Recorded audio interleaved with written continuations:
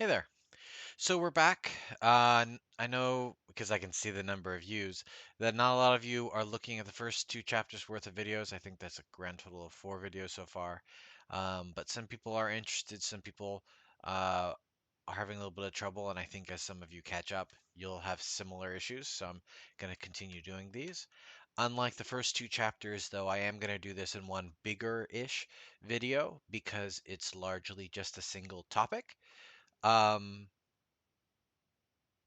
the for loop is an incredibly powerful tool, and unlike before where we had smaller chunks, this is kind of teased out across a couple. Well, this whole chapter is focused on the for loop.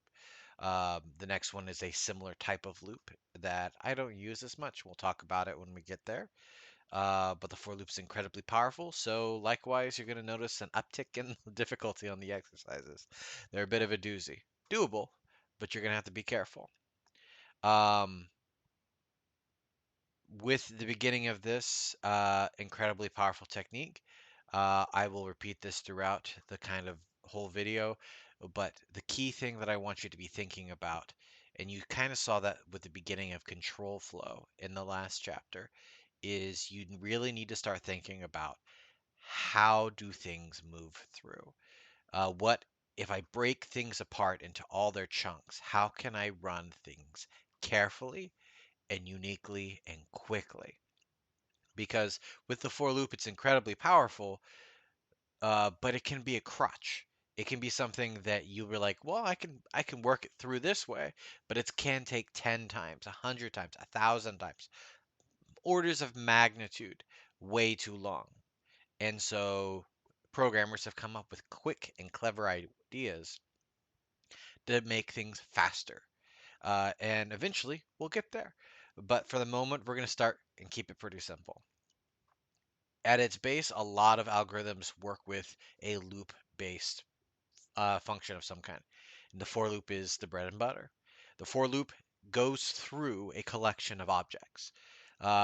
Typically in Python textbooks, you'll see it introduced with the list because it's an incredibly powerful technique that works really well with lists. And lists are a very simple data structure thing. In fact, some cases it's actually mentioned before the if statement. But the list and the tuple are things we're going to see later in a couple of chapters. But we can start doing it with any kind of data-based structure, not database, data-based structure. And so, if nothing else, the words we use are a collection of objects. And you're going to see that with a couple of questions and exercises that think about it. A word is just a collection of letters. Likewise, how we count 1, 2, 3, 4, 5. There's a collection of numbers. And so, since we've dealt with strings and we've dealt with numbers, guess what we're going to be looping through the collection of? And so I won't really talk about the list-based thing, even though it's the easiest way to talk about it. Strongly suggest taking a look at the other book that we consider and kind of use, but also take a look online. You'll see what I'm talking about. And when we get the lists, you'll get to do it yourself. But today we're going to start talking about and working through three different problems based on for loops. The for loop has a basic form. It starts with for. Then let's make this bigger. There we go. We have some kind of iterable. So in this case, like I mentioned, the word and the string, right? Character for character, letter for letter. Iterable would be the thing that we go through. Um, so for iter in collection. So this could be for letter in word. This could be number in a list. This could be fruit and basket, right? And just like the if statement, we need to finish this with a colon. And notice that our IDE automatically tells us that it needs to be indented. In Python, and I've talked to Megan about this actually, um, indentations tend to be key here in Python. Different languages handle it in different ways, but indentation and white space is very important how you use. Some coding editors can be okay with just a single space or double space. Others need a whole tab over, so that's about 5 spaces.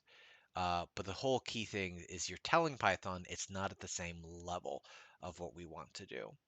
And so in the end, your uh, your for loop will take this basic form. For your iterable, your letter in word, do something with it. So for letter in alfalfa, print each letter. Something could be simple like that.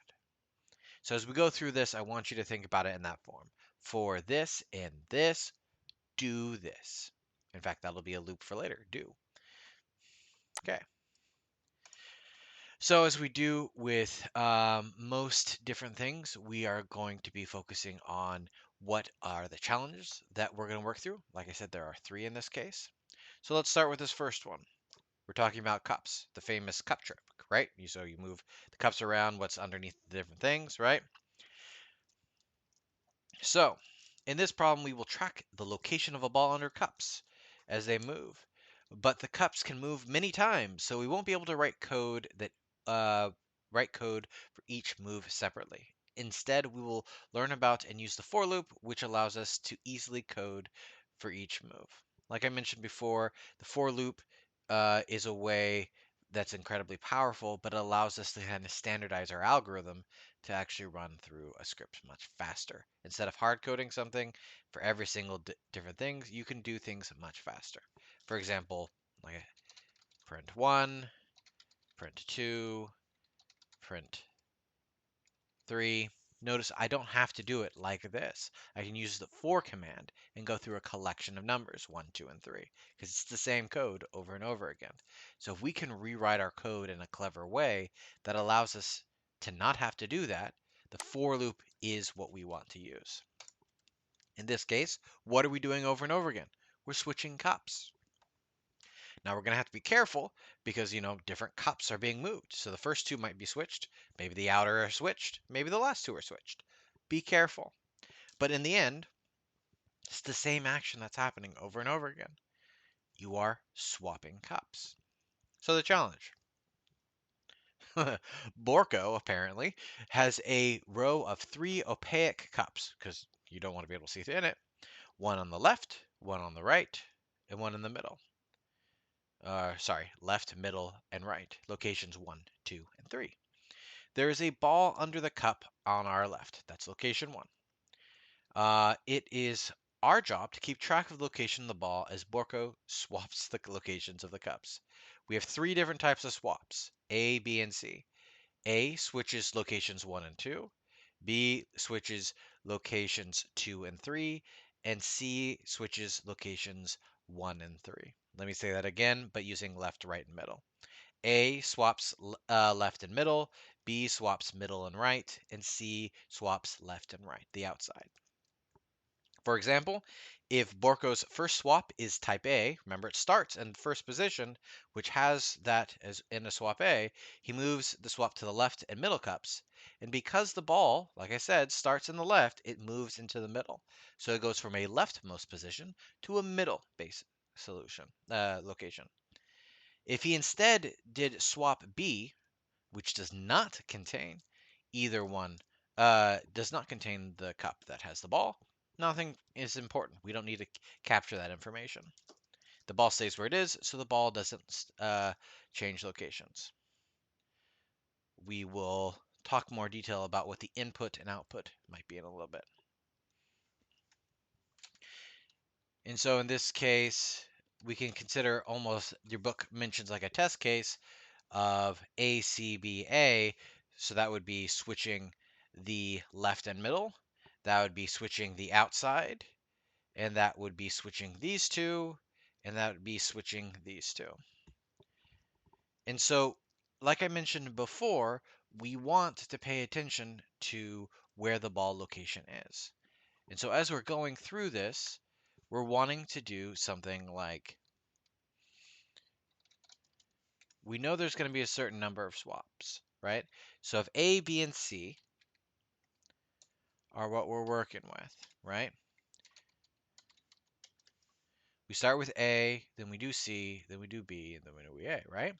So for swap in swaps, right? Well, it depends on what's going to go on, right? So we've already talked about two different two different ideas, right? One which has the cup, and we have one that does not. So if the swap type, sorry, if the swap is A and ball location is 1, well, in that case, remember A switches from left and middle, and 1 is leftmost position. So if I switch to left and middle, that makes the new ball location 2. But what happens if the opposite was true, right? If swap is still A and ball location is 2, what happens in that case? Well, middle switches with left, that would go to 1. What about in the third case? Swap is A, and we're in ball, it starts with 3. Well, 1 is left, 2 is middle, 3 is right, but the A swap doesn't actually do this. So this wouldn't change anything. So we ignore it. Because why focus and go through that? We're only wanting to go through this right here. Another thing we might also want to do is notice what might happen here. If, why am I pointing with my finger? If we have right here, if swap A goes to 1 and switches to 2, well then notice what's right after this. If it starts at 2, then it goes to 1. So these two right after each other would switch back. So I started at 1, I went to 2, but then I would immediately go from 2 to 1. That's not what I'm actually doing. So I would need to pay attention to an else if condition. But okay, so those are all the possibilities for an A. But what about a B swap? What about a C swap? And so you can see this kind of thing that kind of works out. And your book does kind of go more into detail like what I said right here with the olive case example right here. Ooh,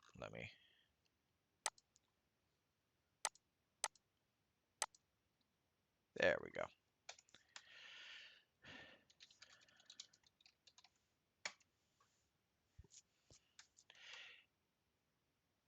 So, because I actually want it to be able to actually do something, you can see that, as I said earlier and hinted earlier, that we actually are able to iterate through that word like we hoped we would be able to. And we can do other things too. Like Olive, we're going to go through all those different letters. Your book kind of goes like, well, how many letters?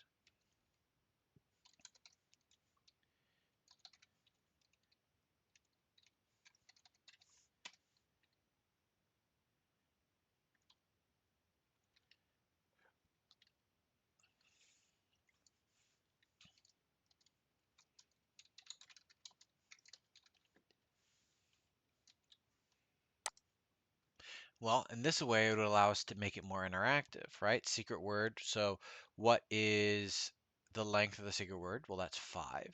So that's 5 letters coming up. Oop. Letters coming up.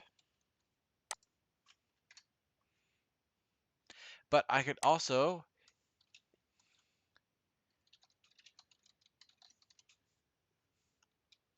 make it anything,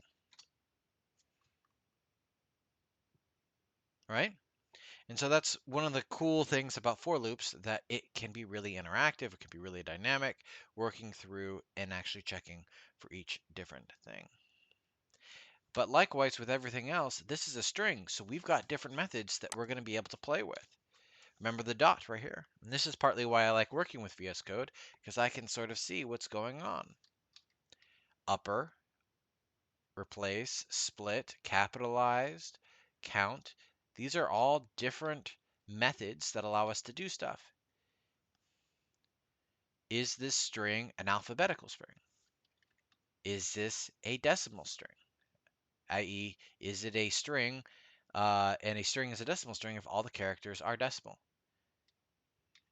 Is it a digit? These are all different types of methods, and they're going to be useful in what we're going to be doing for our challenges as well as for the exercises. The concept check is useful, in my opinion, in showing how the count is not a very useful method unless you're looking for something very specific. So the difference between count and length being length actually counts the number of letters, and count is literally counting what kind of string you're putting in there.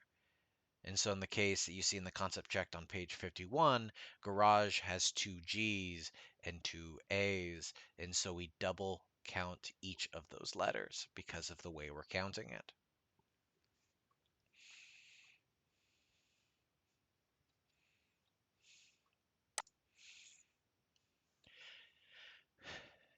I also want you to take a look at the kind of how I was structuring this even now.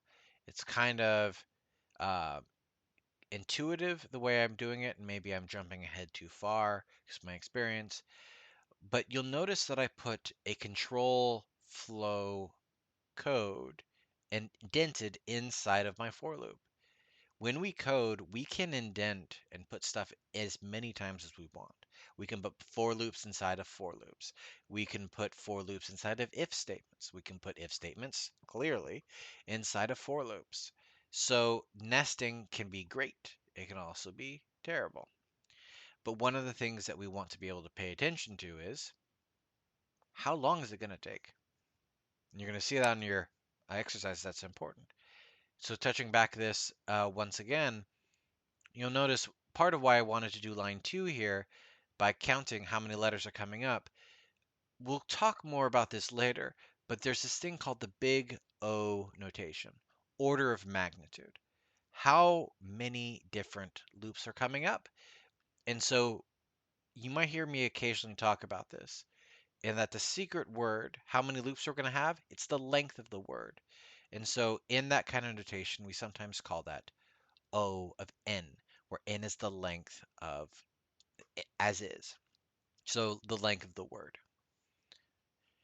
At the moment, in this test bed Python file, even though I've nested an if statement inside of something else, I'm not actually adding any length to the number of loops. I'm not adding more loops into this. But if I decided to do something else,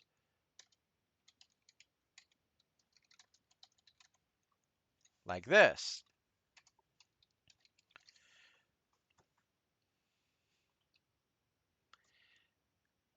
for swap and swaps, that would be a length of order n, because that's the length of the phrase. But if I put another similar thing right inside it, that's an in run inside of an in run. So that means that this would run n times, and then that would run another n times. It would run another n times. So this would be an n squared, n times n times, n squared. Likewise, if I put,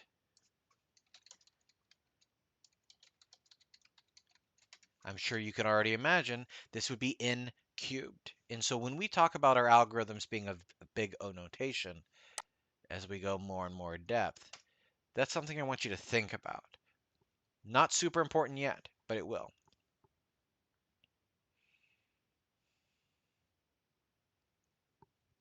So on page 52, you can see that it is possible to do stuff like that. Well, let's see here.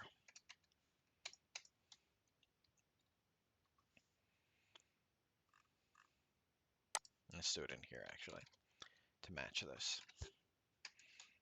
Cool. So reminder, especially if you're using Mac or a bash shell, you'll see that the $sign is my bash symbol telling me I can do stuff in the command line, and the three arrows reference to the fact that we are in Python terminals right now. You'll also see on the right side of the screen right over here that notice it's now in Python mode. So that's PowerShell and that's Bash. That's what those symbols mean on my machine. And I want to do it here on purpose for something that might not be clear because your book's kind of strange here. So if I have 3 letters right here, and we have 3 digits, 1, 2, 3. Notice each time, because I'm doing just one line of code, I have the 3 arrows each time. But if I do a for loop inside the terminal, it's a little bit different.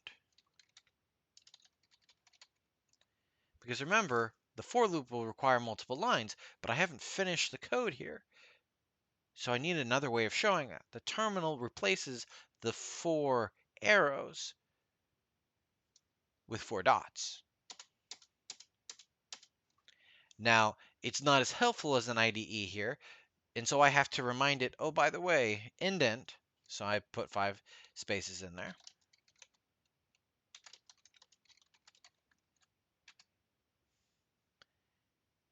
N squared here, right? We have, or maybe n times n being the length of the letters string, m being the length of the digit string. 1, 2, 3, 4, 5, 1, 2, 3, 4, 5 for 2 tabs.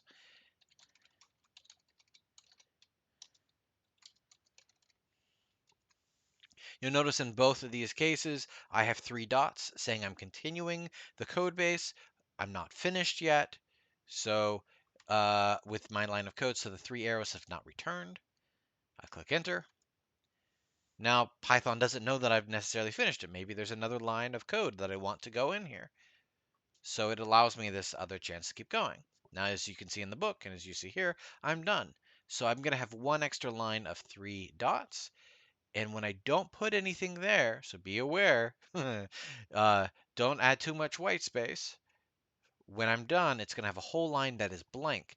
When I click enter here, it means run the code. And it does. And so remember what I said, right? N times n. What was the length of the letters? 3. What was the length of the digits? 3. 3 times 3? 9. Guess how many things we have? 9.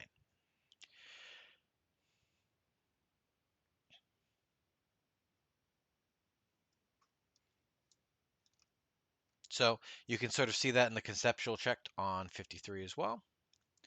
But I think at this point we have the large portion of what we want to do. We understand kind of how, um, we understand basically how the structures of the for loops work. We understand how to do nesting of if statements. We've done these two. There's in both types of A, what could possibly move. We need to do it for B, and we need to do it for C. I've already written this out. And remember, as things start getting more and more complicated, comments will be so lovely. So because I'm going to want to do stuff, I have swaps as an input. Then I start at my location 1, and then I start swapping away. Those are my 2 different types of A's, my 2 different types of B's, and 2 different types of C's. If you really want to overdo it, maybe waste a little bit of time, there is one more A type move, there's one more B, and there's one more C that we talked about. It just nothing would change, so it's not worth me writing out. After I go through all the different swaps, and I wanted to match the book, so I called them swap type here, then I want to know what the location is, right? So like we learned about in the other chapter, we have swap. What would I call it? Oh, maybe I didn't call it anything.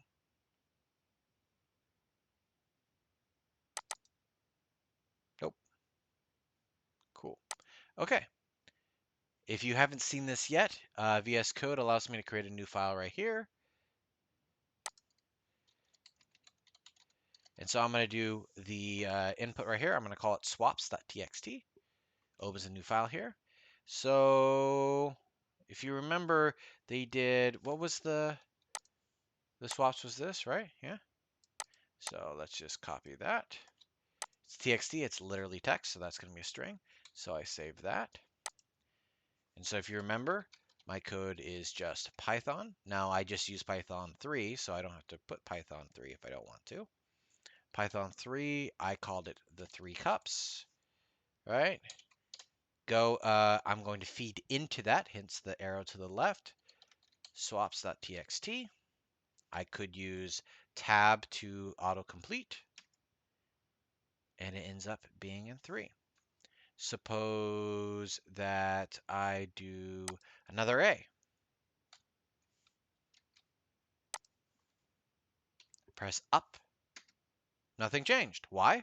Remember, A only changes in swaps 1 and 2 position. So let's change that to a C. Remember, those change the outside, so goes to 1. This allows me to very quickly do it, so I don't have to actually write it out. I could do that if I so desired. A, C, B, A, C. Oop.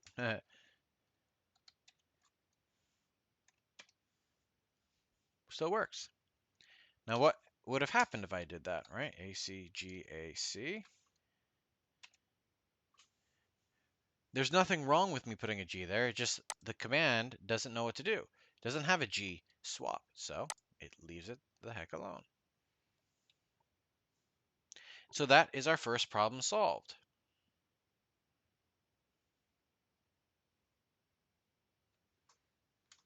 Make sense? Cool. So I'm going to keep moving through because honestly, there's not much different between it. So we've done with stuff with characters. We're going to do some more different types of character, still more with strings, but also partly with numbers and symbols, right? So the next kind of question goes through about occupied spaces. So we have parking spots going through.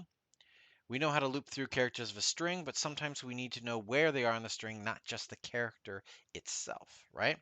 So that can be really helpful if we have 2 different strings or 2 different collections right next to each other. We can only move through one string at a time. That's what they're really trying to emphasize here. And this is also partly why we wait till uh, lists, because it's easier to understand that. But it also makes perfect sense with words, right? So it's really important to keep track. The easy way is to use it with individual objects that we loop through exactly, but we can also go through, like I said, their locations because that location is an object of its own type. So the challenge, you supervise a parking lot within parking spaces. Yesterday, you record whether each parking spot was occupied by a car or was empty. Today, you again recorded whether each parking spot was occupied by a car or was empty. Indicate the number of parking spaces that were occupied on both days. So maybe you're wanting to pay attention to what percentage of the time is it always full, right? It would be a different question from what percentage of parking spaces are full on any given day. What's the average? This would be the consistency across different days, maybe. And so we have different types of things. We're going to be able to put in the number of parking spaces. We're going to be putting in what the old information was, as well as what the current information was in order to do that. Remember, they said what yesterday's parking spaces were and today's parking spaces, right? The output will be, remember, we're interested in how many were full both days. So that will be a number. So the way that they're keeping track of that is with C's and dots. If it's empty, they're putting it as a dot, and if it is full, they are putting it as a C. So example of this might be yesterday is CC dot, right? So in that case, the first 2 positions are full, the third position is empty. And so let's actually go back to our Python shell. Yesterday is cc dot for spot in yesterday 1 2 3 4 5. The space is plus spot. Remember, so it gives me one more line. Now it's going to be completely empty, so now it's going to run like so. So the space is closed or full, closed, and empty. But here's the thing. At this moment, it is only a single string, right? So if we say today is, I don't know, dot, dot, dot, completely empty, for example. Well, our first inclination might be, well, it's just two different strings. So let's do four different, uh, let's just put in two nested strings. So let's put yesterday spot and today.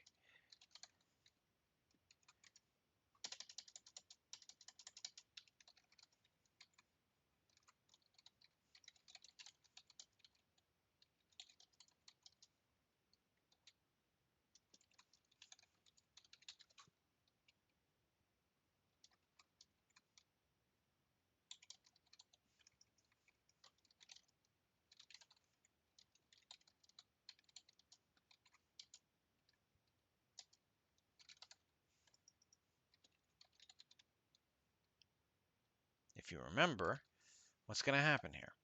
We have three spots in yesterday, three spots in today. We want it to be still three spots in the end, right? Because we want them to be overlapping. But because we've done two different loops nested inside of each other, we have a problem because we're not getting three, we're getting 9.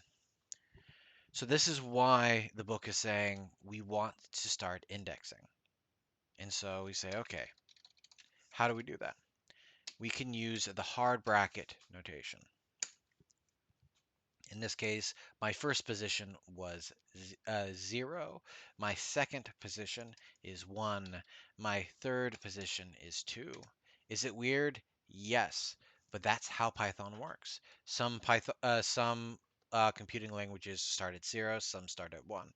You just need to learn which one it is for each different language you might be possibly learning. It's weird, like I said, but it is what it is. What is cool, though, is that we don't have to count forwards only. We can also move backwards. So what's the last position? Well, it's empty, right? But remember, how many different letters do we have here?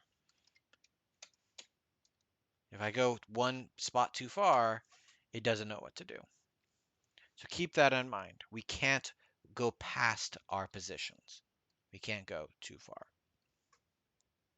So this becomes really, really useful. You can see in the conceptual check on page, what is that, 59, they mention the first position in three different ways. There are 5 different items in that list, A, B, C, D, E. It's both the 0th position, the negative 5th position, as well as a difference. So you can do operations inside of there.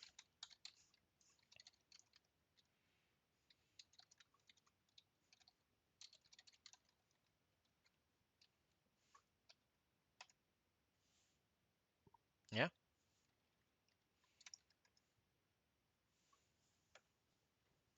just don't go too far. Oh, yeah. Well, in this case, remember, length of yesterday is 3 minus 4. It's actually listed all the way around. So I've gone all the way back around. Be very careful because that you might have noticed on my face. I did not mean for that to happen. It just did. Excuse me. Sorry. So keep that in mind. What's a really useful technique when dealing with this is the range generator. It's calling it a function. It kind of is. Um,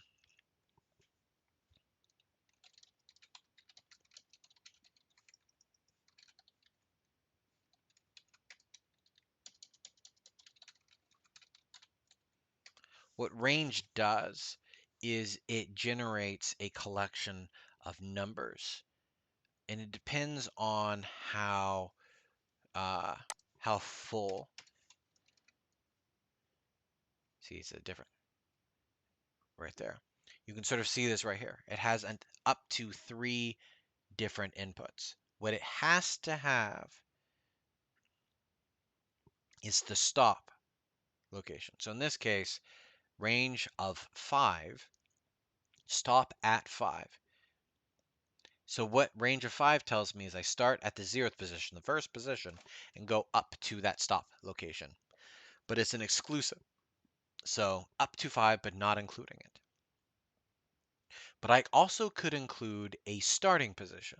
So maybe instead of just range going up to 5, maybe I want to go from 1 to 5, or really 1 to 4, right?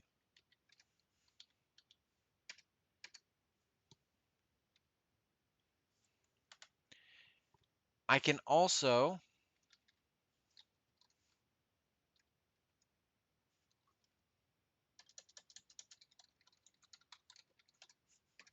right, so right there. I can also tell it by incrementing is the third possibility.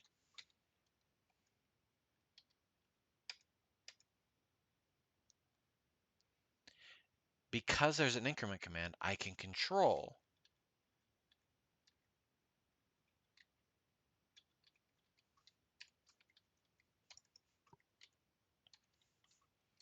direction. If I make the increment negative, I can make it go down. Notice in case it started at 15 and it went up to, but not including, 1. So in this case, it didn't have the 1 position. So be very careful what you might want. If I did want that 1, maybe I will put 1 less than I want so that it doesn't stop before it gets to where I want it to go. Like so. Pay attention because that can be really useful. Now remember, I said indexing can be really, really useful in this case. Well, our whole goal in doing this from before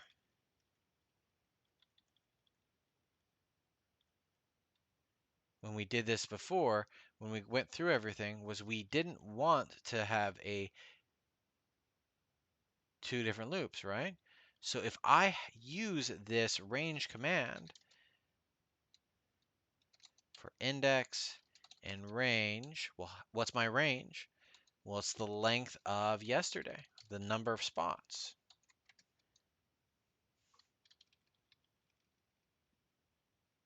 Because I'm lazy and I don't want to have to replace it all over.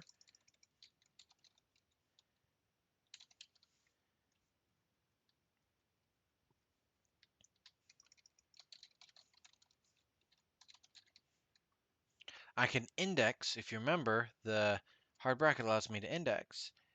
For index and range, that's going to be 0, 1, and 2, or first, second, and third positions, I can actually go through it.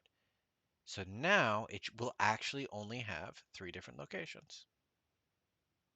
And you can see that's exactly what I wanted to have happen. So we are ready to actually write it all out. Remember, it started by saying how many spots are available. We also will take in yesterday's, and we also will take in today's spot information. To make it easier, we're going to have a counter occupied, and it will go through all the different positions from 0 up to the length, but not including it. This is important and is a very useful technique because remember, we start at the 0th position. So if I went up to the 3rd place in yesterday, it would overshoot my final position. That's why I think that they've made it like this. So if they were both occupied, that's the only time we're going to count this. For those of you in the know, I could also replace this same command with a plus. I'm going to change this here because your book has it this way. I like it better this way. I think it's a lot easier to read. Oop,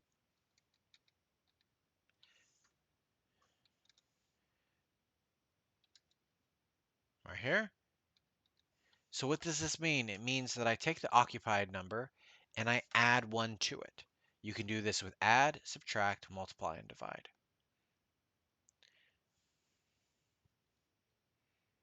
And so it's going to go through all these things. You'll notice in my comment here that I could replace this command here. Why what? I think, yeah. Why do I say that? Well, take a look at n right here. Do I use n anywhere in this code at all? No. The only place that might be is right here. But the reason why I might want to include that there is maybe I don't want to actually calculate the length of yesterday. It's one extra thing I would actually have to calculate. It doesn't really add any extra time, so I could save space in doing this by possibly eliminating it. There's a number of reasons why I could or could not do it. The moment it's not necessary, you can do what you want.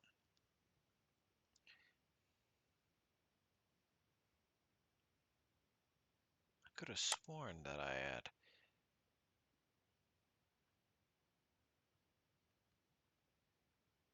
Okay, so let's do this again. So we're going to have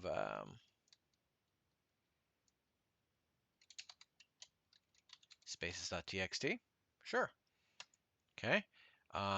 So let's do, remember the first one's n, even though we might not necessarily need it. Then our second line, if you remember, I don't need this. The second one was yesterday's information. So that could be something like CC plus. That's what we had before. And now we do want some overlap from today and yesterday. So we're going to put maybe it was the exact opposite, right? So that's going to be n, that's going to be yesterday, that's going to be today. Clear that out. I'm going to run the occupied spaces command, inputting in the spaces.txt. Yep, there's one overlap. Now if I change this to this, so they were completely full yesterday, it does too, just like I want it to.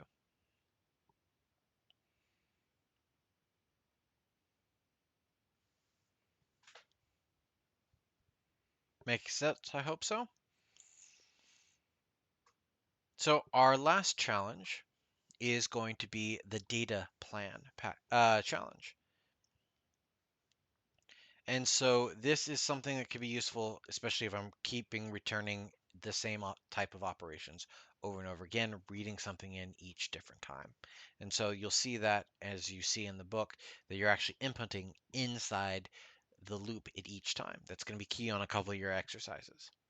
Okay, so Pero has a data plan with his cell phone provider that allows him X megabytes of data per month. He's adding an extra certain amount per month. In addition, that extra he doesn't use that month can be rolled over in the next forever. He gets to keep whatever he doesn't use. So if x is equal to 10 and only uses 4 in the next month, he has 16 in the next, 6 plus 10. So if we are paying attention to the first n months, so x being the number of megabytes used per month, n being how many months being evaluated, in the next month, what are we going to see, right? So what's going to happen? Well, we know the number of megabytes he gets in the plan. We know the number of months, but like I said before, we're going to be reading in how much he's actually using in the in each one of the months, actually.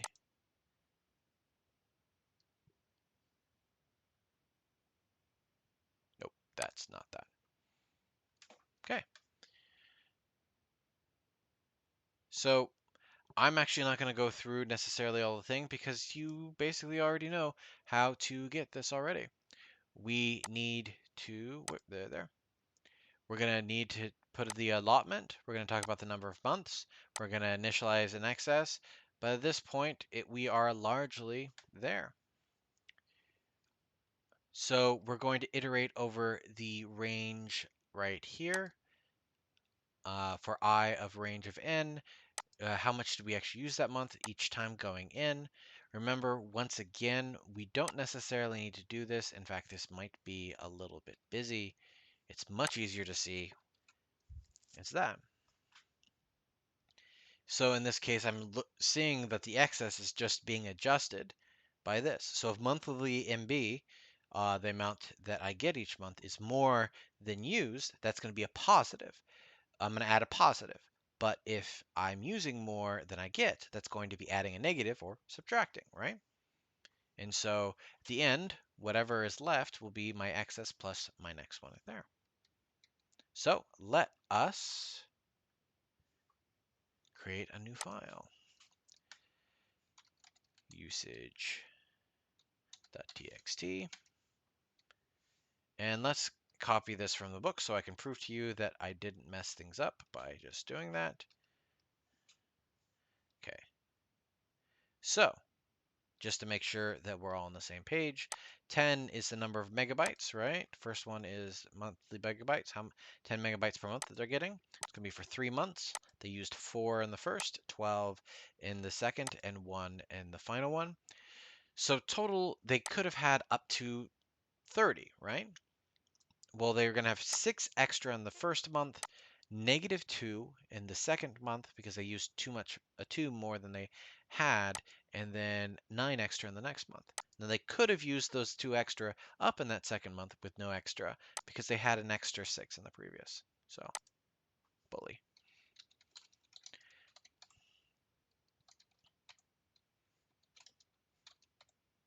Okay, feed that in. And if all goes according to plan, it's going to be a total of 23. That's exactly what we get. Cool. So we've done a number of different things for this right here, right? We have gone through the 3 different problems. We've talked about 4 loops in the 3 different possible cases. That's the key different thing. One thing I do want to talk about, there are 2 extra things that I might want to talk about here um, that aren't necessarily covered by your book that might be useful. I right here, no need for I, right? Do I use I anywhere in here? I do not.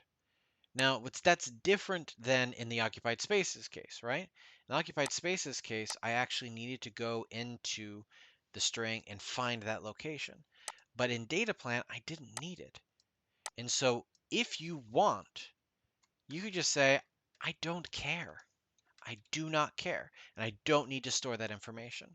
And you'll see some coders put a underscore there in that case. Now to prove to you that I didn't mess everything up, I'm going to run it again.